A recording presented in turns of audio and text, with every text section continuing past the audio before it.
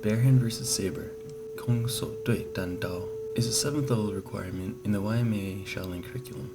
By this time, the student will have learned enough barehand and saber techniques to create a barehand versus saber matching sequence. That's pretty much all I had to work off of, so my thoughts going in. Number 1, the saber side has advantage and wants to maintain their dominance by keeping proper distance. Number 2, the barehand side wants to close the distance, and especially in this case, without being cut. I started creating this sequence towards the end of January after getting back from winter break. Here's the earliest recording of the first section. Rolling. The saber initiates, because who wants to run towards a bladed weapon? Barehand then tries to get in, but doesn't have any luck. After that, it's mostly about survival.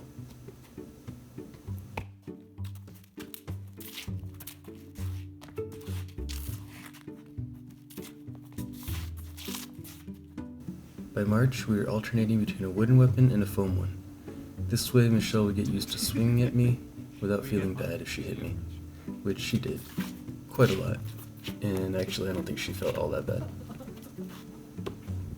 My goal was to test the sequence with Michelle wielding a metal saber. To build towards this, we decided to alternate between wood, foam, and metal. Wood would be our normal choice for creation and initial practice. After that would be foam, so Michelle could try to hit me without it being too dangerous. And finally metal, so we could get used to the feeling of there being an actual threat.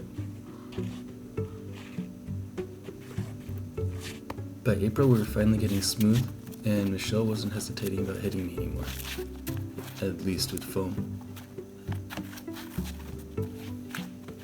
So if anyone ever attacks you with a saber, just run. I didn't have that option here, or else the sequence would only be about 2 seconds long. As the barehand side, I had to get in eventually to immobilize the saber, so I tried adding some more crowding techniques to prevent Michelle from cutting or skewering me.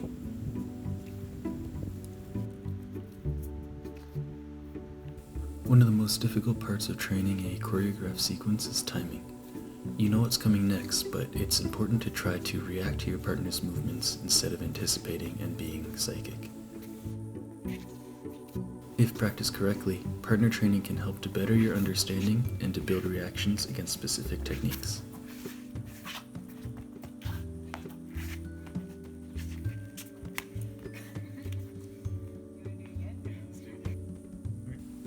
By May, we were getting close to finishing the sequence, and it was time to think of how to end it.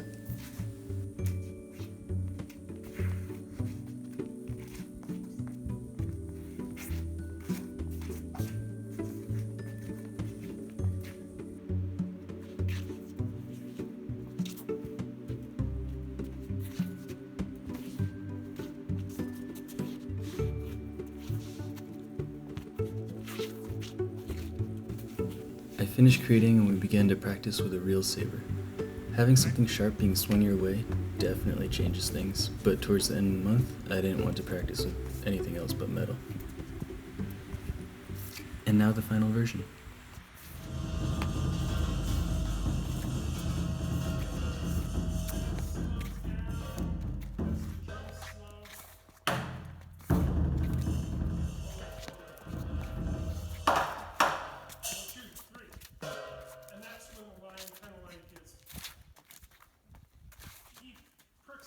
Up and then slowly goes his off again.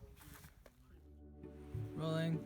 The process to creating this sequence was filled with ups and downs, physically, mentally, and emotionally. We trained every day, minus my 2-week trip to teach in South America and our graduation trip to Taiwan. At times it was extremely difficult. Our physical bodies would be tired from training all day, and my brain would pretty much be mush because I was also working on creating 3 other sequences at the time. Physical and mental problems led to emotional frustrations when we weren't able to get techniques fast enough, or when something had to be changed and we had to alter an entire section because of that. But in the end, the struggles would pay off as I learned to spot errors faster, and I built a better feeling for how I needed to move. Michelle was extremely patient with me throughout the entire process and had to put up with my alternating high and low spirits. although I think she quite enjoyed chasing me around with a saber every day. Thank you for watching.